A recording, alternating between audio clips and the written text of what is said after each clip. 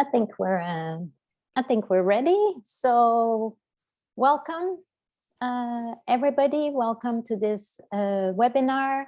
Really happy to this time welcome our German team, Martin Bujard and Detlev Lück, who are going to share with us the achievement they have made and how they have embedded the generation and gender survey within their FReDA panel.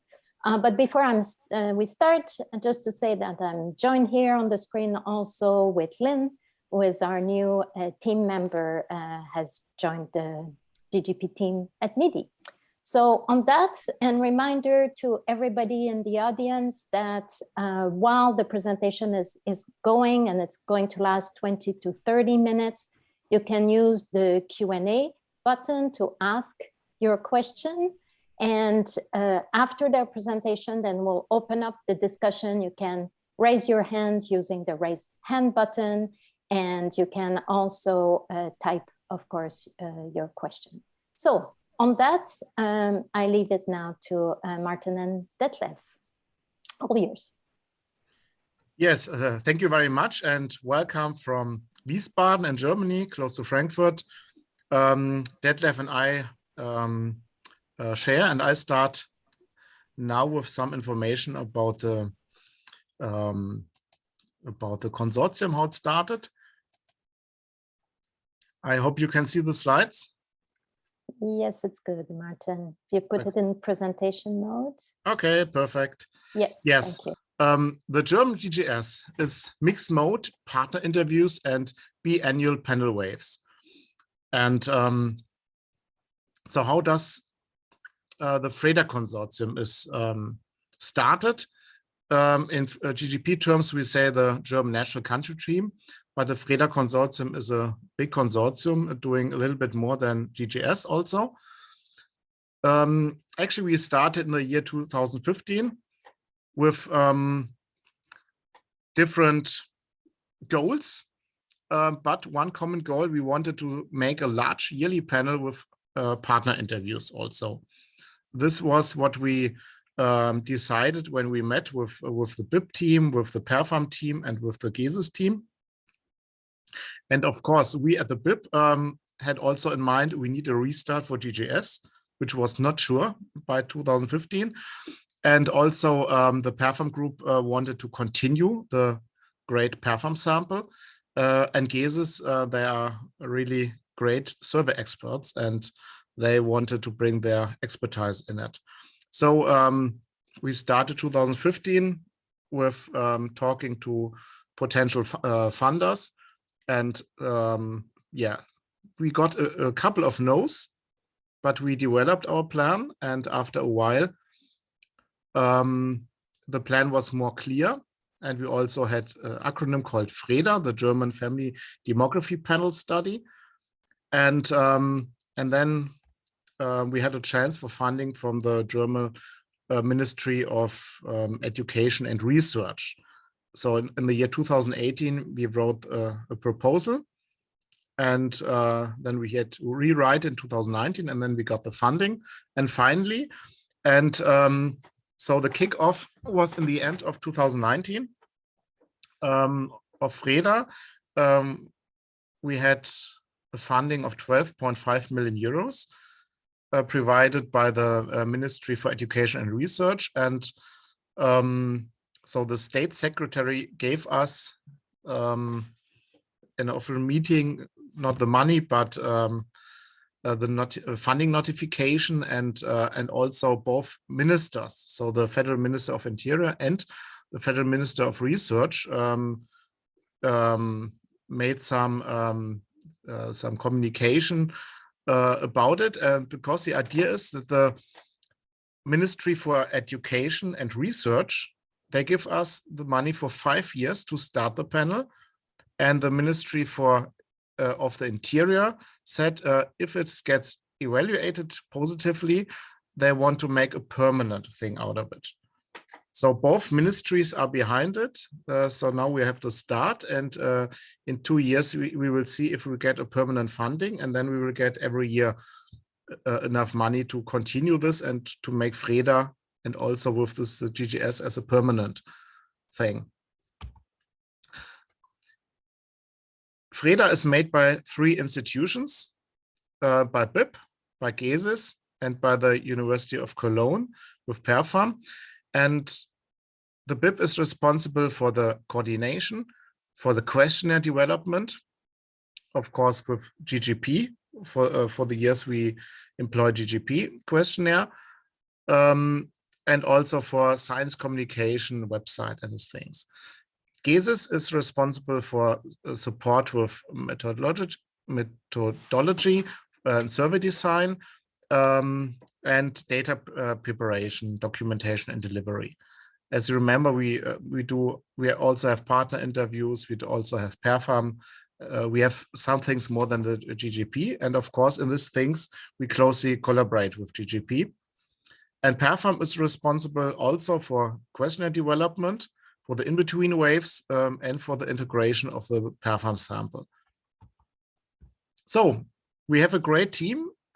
All these people here, except the PIs, but everybody else is employed and financed by this FReDA funding. You see 27 persons here. 2 of them are already in parental leave, so we already have some FReDA babies in the team, and it's a great team. We built this up, and despite of Corona, I think we do very well. They're really nice and competent persons. Yes. So I give you some information about the design of FReDA and how it relates to the GGS. We start here. GGS2 is the core of FReDA. That was very much also our points of Detlev and me in the FReDA team. GGS is the core, and the starting wave of FReDA is the first GGS wave, the GGS2 wave. It's exactly the same. Every question is in there. Plus, we added a few Corona questions. This is a complete GGS questionnaire in, and also wave 2 of GGS will be 3 years later. And yes, and in the second and third wave of FReDA, we have this. For GGS, we have in-between waves. So we have a yearly wave, but so we continue some questions which are FReDA questions, and also we have some other questions. And also we have open modules. Detlev will tell something more about that. And the permanent panel is continuing with wave 7. You see, yeah, the third GGS wave is wave 7 of FReDA.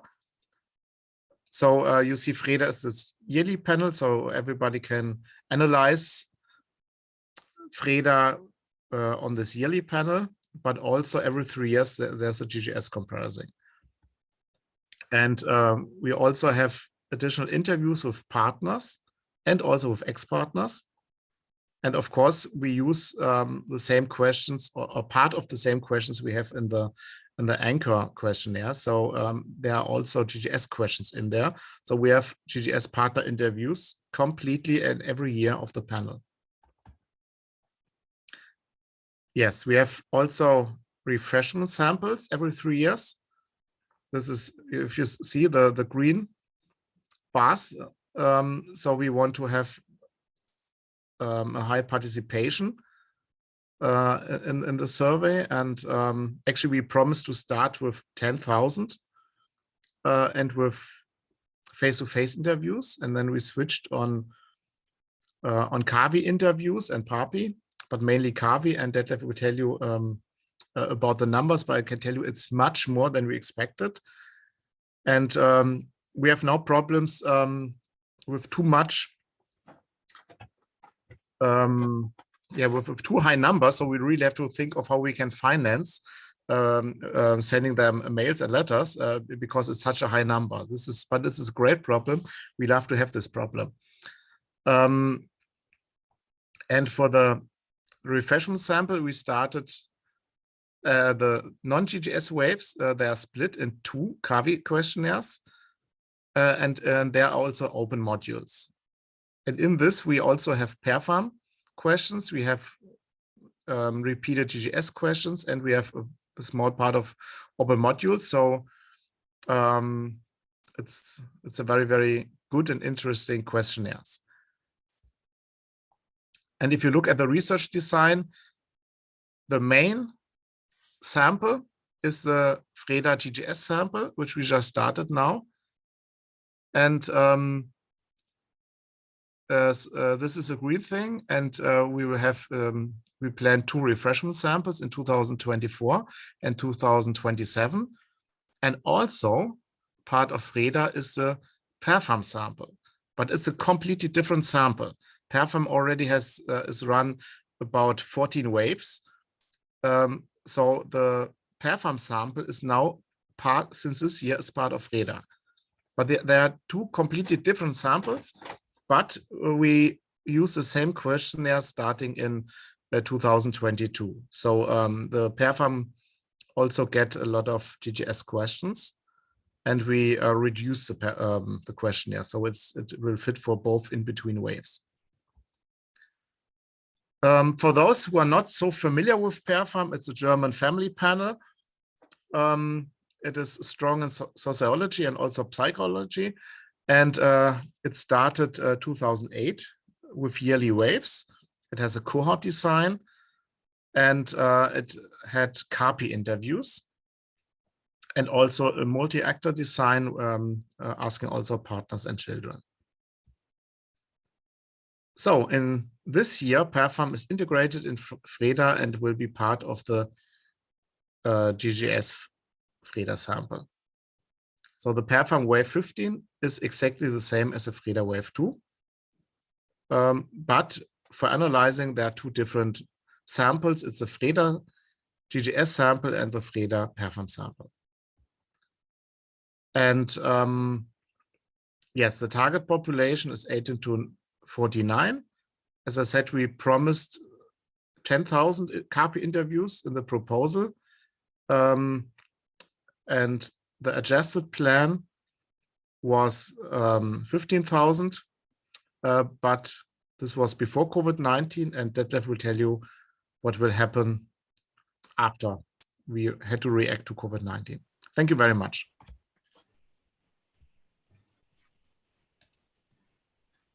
Okay, thanks. I will take over now for the second part. And I hope you all can see my screen. Yes. Wonderful. Yes, I would like to stress that we are very aware that we have a common design, and we actually participated in writing the technical guidelines, and we were very supportive and trying to be fully disciplined in the common GGS design, and this was the case until COVID-19 came and messed up our plans. And I will present to you how this happened, what we did and why. For a long time, we just thought and hoped that our field start would be postponed. Probably the same was the case in many other countries. At some point in summer 2020, we realized that the administered interviews will not happen, or very likely not be possible.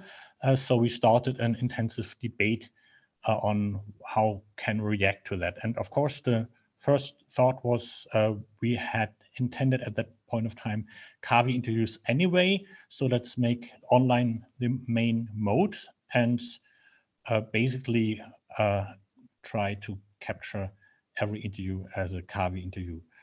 The first debate was, is CAVI enough as a mode? And most of us thought that this is not possible in Germany, because all the empirical evidence we had at that point of time was that you cannot really represent the population well and not have a good representative sample by only online mode, and we should have a second mode for those who refuse to participate online.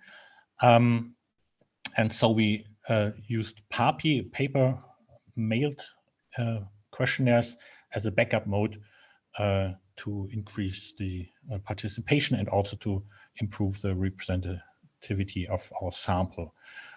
This was a problem, of course, but it also has an upside to it. We were able to increase the sample size because interviews are expensive, as you know, especially in Germany. We had at that point of time already drawn a representative sample, and we had 108,000 addresses of people in Germany, and many of those were intended to be used for different purposes, but we then decided, let's take all those addresses in and write an invitation letter to all these people and invite them to participate in our online interview. So this was the first adaptation. Mode switched from interview administered to self-administered modes. Then the second, just a second. Okay, no, sorry, I am having technical problems to skip slides. The second debate then was, can we stick with the long interview that we had intended? We had rough estimates. I'm trying to move this box here at the bottom. It's not so easy. Yes, now I can. Sorry. Okay, we had rough estimates that an interview in German language would more or less take 60 minutes, maybe a little less. There were shortenings of the questionnaire, as you all have seen in the last month, while we were already preparing fieldwork.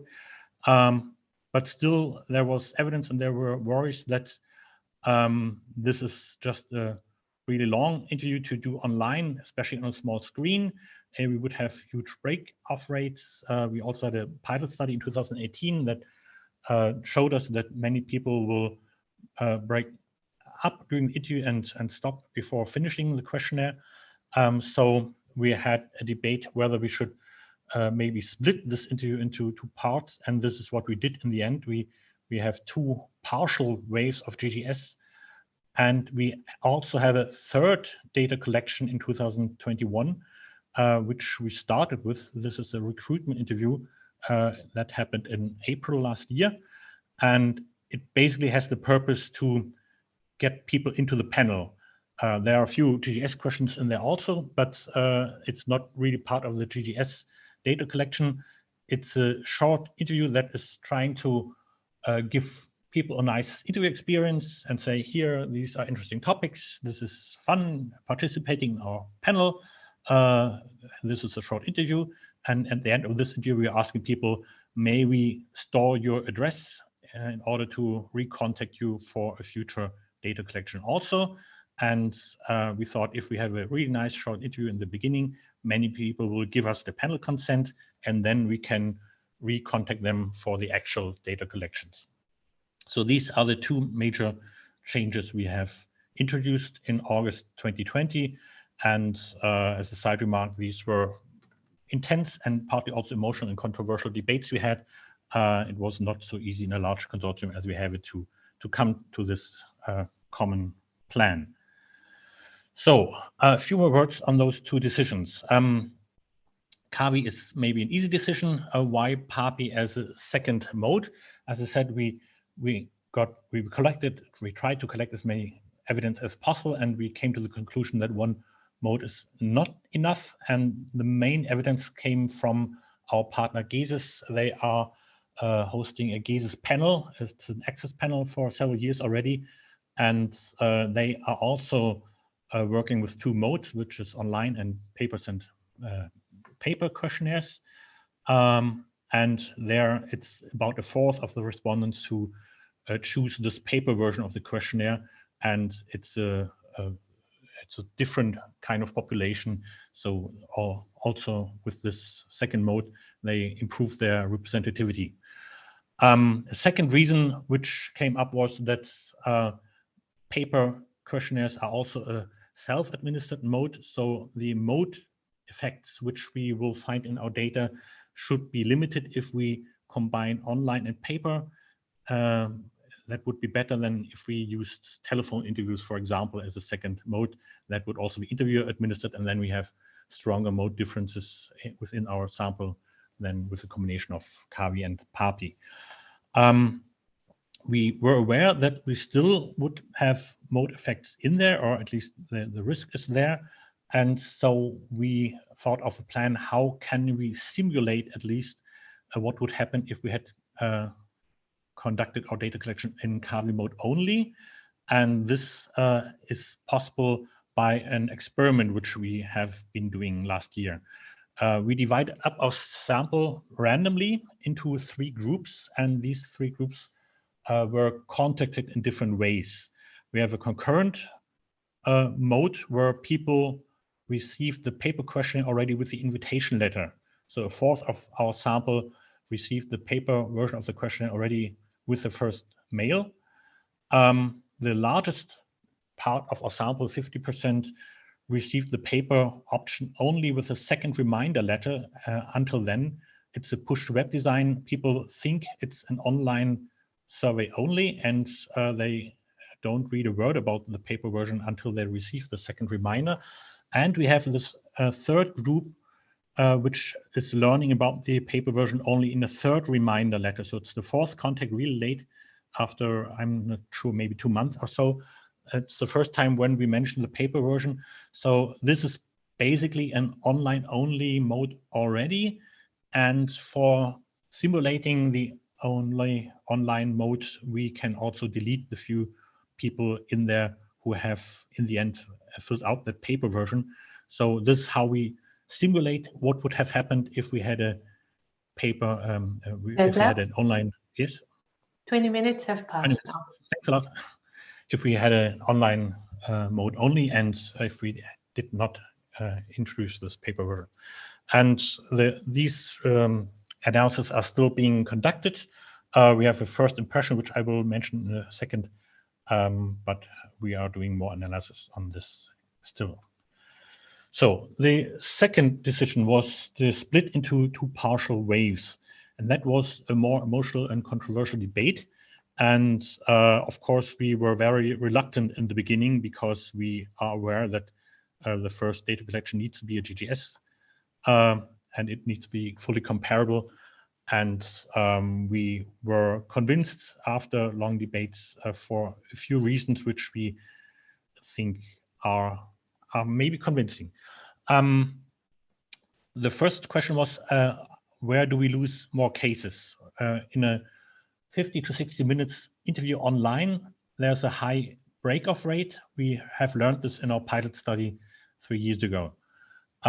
If we split up the long interview into 2 or 3 partial interviews, we will lose people by attrition between those waves. So not everybody who participates in the group interview will still be there in summer for the first part of the GS interview, and those who participate in summer may not be there anymore. In November and December last year, we conducted what we call wave 1B, which is the second partial wave of GGS. So the debate was, where do we lose more cases? And we weren't quite sure. We thought it could end up with a similar sample size. We assumed that if we write invitation letters asking people to participate in 50 or 60 minutes interviews, fewer people will participate than if we say it's 10 minutes. And then by the end of the year, the case numbers could be similar, maybe even lower with the split. However, we are trying to realize a long running panel, and we have a second wave this year. And if we had one interview only in 2021, we assume that there would be a strong attrition between those 2 data collections. Usually the first data collection has, after the first data collection, there's the highest attrition. You lose maybe 50% of your cases when you start with a second data collection. This has happened for us already.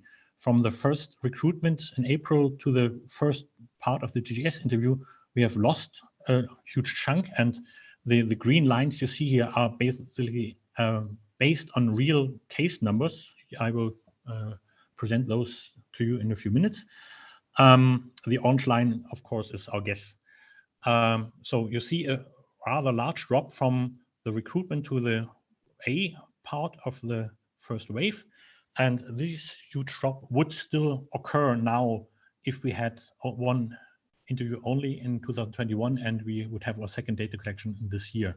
So in the long run, we were quite convinced that we would lose more cases with one long interview, also because then the burden for the respondees would be larger and the experience is nice if we present smaller chunks of interviews to them.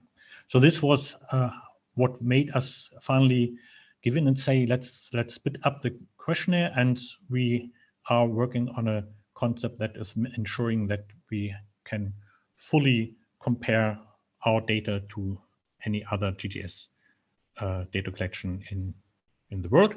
And we are very convinced that we can make this.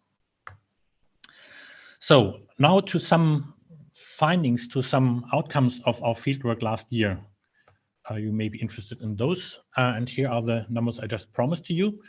As I had mentioned earlier, there were more than 108,000 people of whom we had addresses, and we have written invitation letters to all of those, asking them to participate in our panel. And most of them were only invited to an online data collection, and 38,000 actually started the interview, 37,000 finished our 10-minute recruitment interview last spring. This was our first success, and we were quite relieved because usually panels do not start with online mode only. The next interesting question for us was how many of those will give us the panel consent, how many will allow that we store their addresses and be recontacted. These were 26,700. And then we entered the actual GGS partial waves. In June, July, there was the first data collection. We ended up with 22,000 cases, completed interviews in that one. And just a couple of weeks ago, our second data collection ended with still more than 20,000 completed interviews. Most of these always in CAVI mode. I think it was 17,000 interviews in CAVI mode and about 3,000 interviews on paper.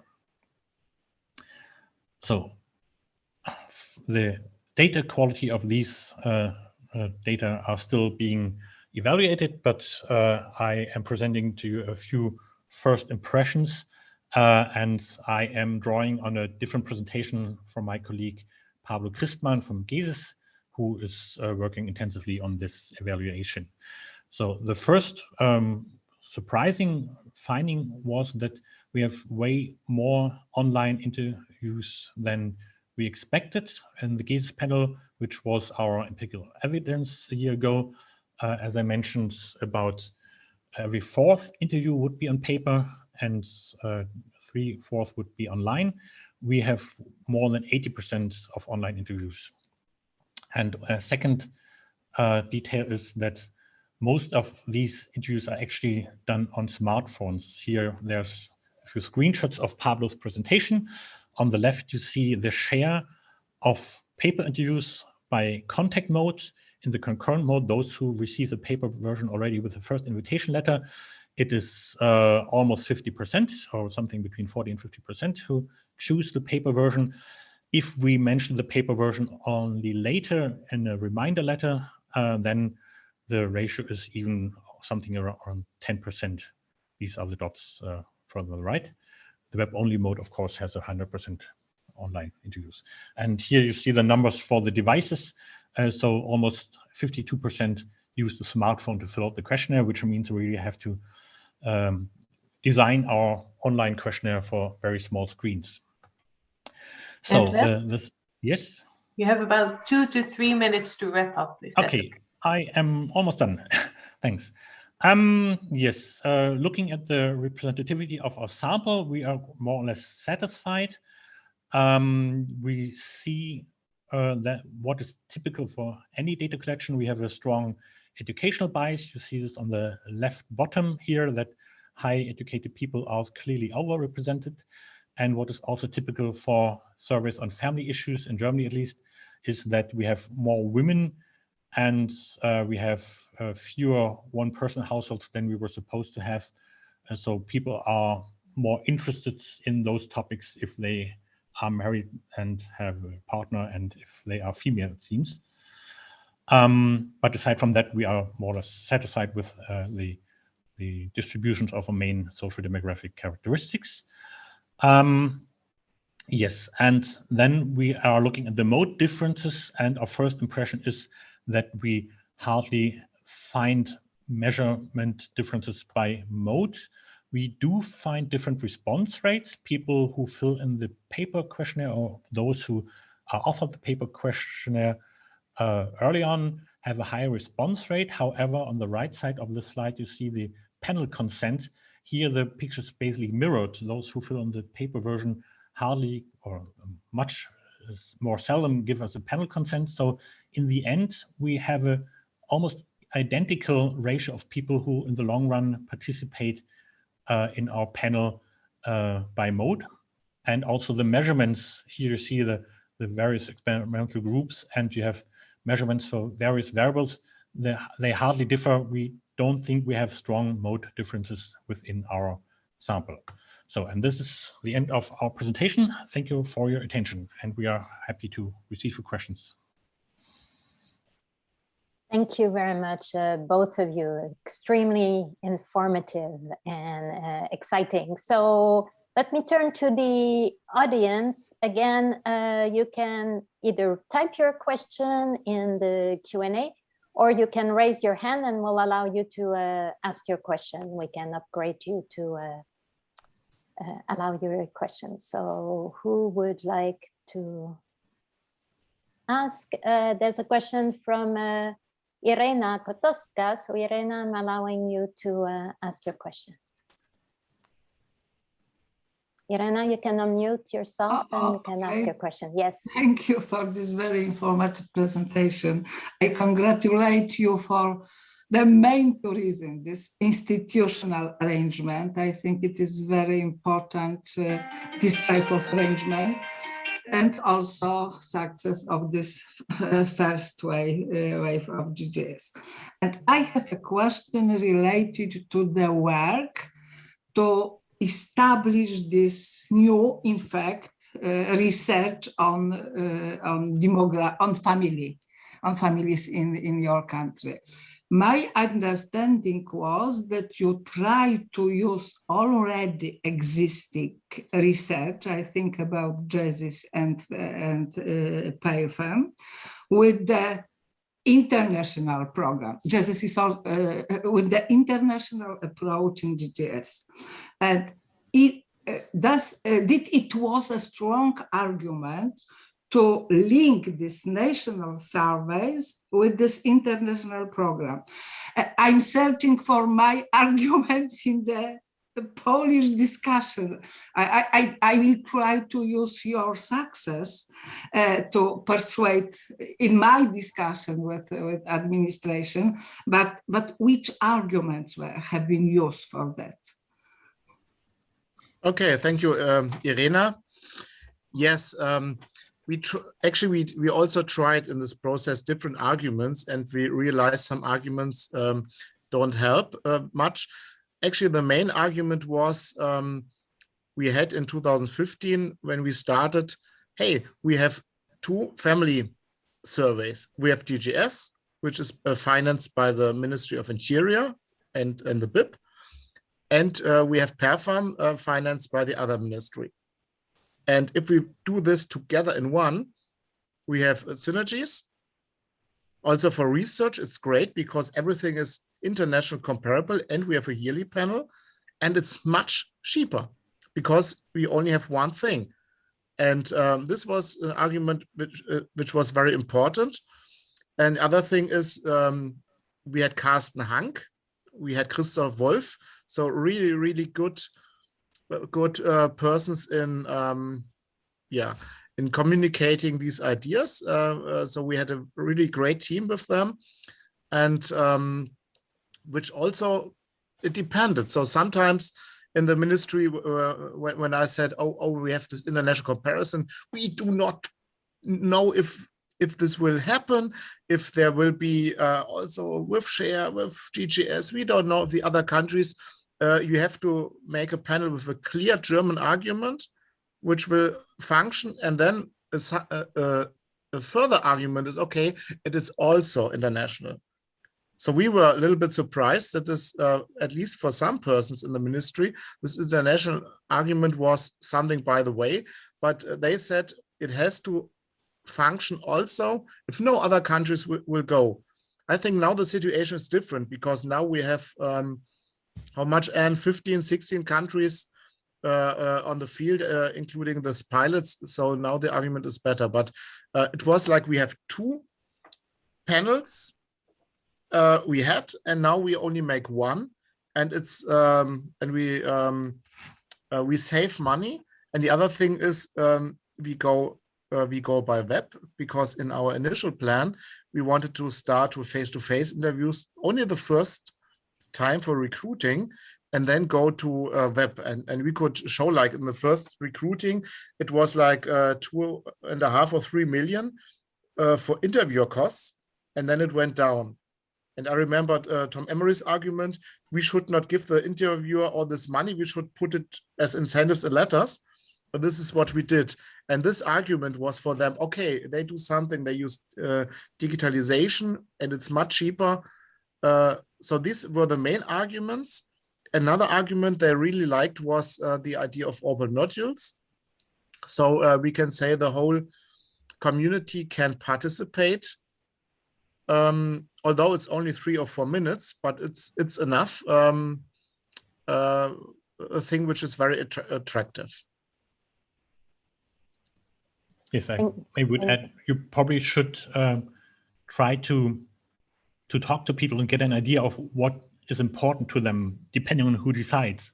I was not so much involved in that debate, but I do remember that Martin and Norbert Schneider, they reported about their experiences, and we often were surprised on which arguments convinced whom. There was an evaluation by scientists, and they, of course, were happy to hear that we are internationally comparable, but the politicians weren't. And there are some experiences that are probably not foreseeable, and things might be completely different in Poland with the people who evaluate your proposals. So probably it's a good idea to try to talk to people informally and try to get an idea of what is important to them and stress those arguments. Martin referred very quickly to the fact that the money you save that were planned for interviewers, you could reinvest them, for example, in incentives, to financial incentive for participants. Now, you didn't cover that in your presentation, Detlev. Could you maybe say if financial incentives were used in the survey? Yes, that was one of the slides that we have got on the last minute. We offered €5 prepaid incentive. That again may be surprising to some of the people here, because in our pilot study in 2018, our most successful incentivation design was a combination of prepaid plus postpaid, and that was, of course, our proposal to our partners in the FReDA consortium. There again, we had a long debate, and we ended up with €5 prepaid only. And the main reason was the short intervals. If you contact people twice or even 3 times a year, sending out letters before the fieldwork, during the fieldwork reminder letters, and shortly after, partly the letters would overlap, and people may not be sure, is this €5 for the data collection that just ended, or is it for the one that's starting next week? And also the administration of those letters would be really complicated. So we have €5 prepaid, unconditional for everybody in every data collection, in every single partial wave. Maybe I can add something, Anne. Just to get an idea, we sent letters to 108,000 people, and in all these letters we put €5. Not ourselves, the institute had machines doing this, but 108,000 letters with each of them with €5. So it's really a lot. We pushed there, and we saved some money from the first wave to the other waves, because we need more incentives on the subsequent waves, because now we have 20,000 In the third in-between wave, we had still 20,000 plus partner interviews is 27,000 plus PerFam. We will have around 33,000 persons who will get letters also in this year twice. So each of them have to get money. So we save this money also partly because if you start an incentive and then you stop paying because you have too much, too big panel, then you will lose a lot of them. So we split it over different years. Okay. Thanks. We have that's generating a lot of interest. We have one question from Isabella about weights. And I guess that's more for Detlev. The question is, which aspect exactly will you adjust when thinking about the weights that you will generate? We will certainly generate weights, but I am not entirely sure in detail what aspects. That is responsibility of GGP. And well, I am very sure we will adjust for education because that's the largest bias we usually have. For sex, well, we have an overrepresentation of people with German nationality, so that needs to be adjusted. Usually there is age in there, so these are the standard criteria, but I have not yet participated in any debate on what exactly should be adjusted. Okay. I could answer this in email maybe in a couple of weeks or months. That would be great. Question from Susanna, and I'm allowing you to ask your question, Susanna. Go ahead. Yes, thank you very much for this presentation. If I understand well, so you split the GGS questionnaire into two parts, and people were invited to give their answers twice, so at 2 times. But I don't see, and maybe you could precise a bit how much time was there between the 2 questionnaires and how did you manage this? So did you resend reminders and how can we imagine this? And finally, in your number of 20,000 people who filled out the questionnaire, did they fill it out twice? So you have the complete questionnaire. Did I understand well? Thank you. So about the dates, maybe I can give you the exact dates. The recruitment interview was from 7th April to the 29th of June with the first GGS partial wave, which we are calling wave 1A. We started on the 7th of July and ended on the 22nd of September. And then we restarted our last data collection last year on the 4th of November and ended actually on the 31st of January. Every single fieldwork lasted longer than expected. We had planned to end it in December. It's basically the paper questionnaires that are being sent in the end still, and they're coming, and the online interviews are already done. So the last 2 or 3 weeks of those fieldworks usually are just a couple of hundred paper questionnaires still coming in. Yes, in the first recruitment, we got the panel consent of 26,000 people, as I mentioned. So these 26,725 people received invitation letters for the other 2 data collections. Both times, so if you did not participate in summer, you would nevertheless receive a letter in late October inviting you to participate in the second partial wave. And of course, not everybody who participated in the one part did also in the second part. We need to figure that out. So the 20,000 something people who participated in our last data collection may include a couple of hundred, or maybe, I'm not sure, maybe 1,000 people who refused to participate in summer. So we will need to exclude those probably from the GGS data release, because basically this is like a break off within the questionnaire, and we will probably not be able to use those. But we are more or less sure that the majority of those will have filled out both questionnaires, so we can use them. The remaining questions which we are still sorting out is, what do we do if somebody has changed his life situation completely, like new job, new partner, 3 more kids or so. We basically have split the questionnaire in half. So the first part of the GGS questionnaire is the data collection in summer. The second part is the one in autumn. We have asked a few questions twice, or had an extra question to be sure whether the situation actually has changed. So we know from both data collections how many children they have and whether it's the same partner and whether it's the same job. So we can make decisions on that and how we deal with those people. Yes, that's basically the situation. And did I answer all your questions? Maybe please remind me if something's still open. Oh, sorry, I disabled Susanna. Susanna, was that? No, is that... it's great. Thank you very much. Okay, great. Any other question from the audience? Let's see. Am I overlooking something, Lynn, or good? No, that's a question. Okay, well, this is great. Normally we aim at 45 minutes, so we're exactly on time. So let me do 2 things here. One, to thank very much Martin and Detlev.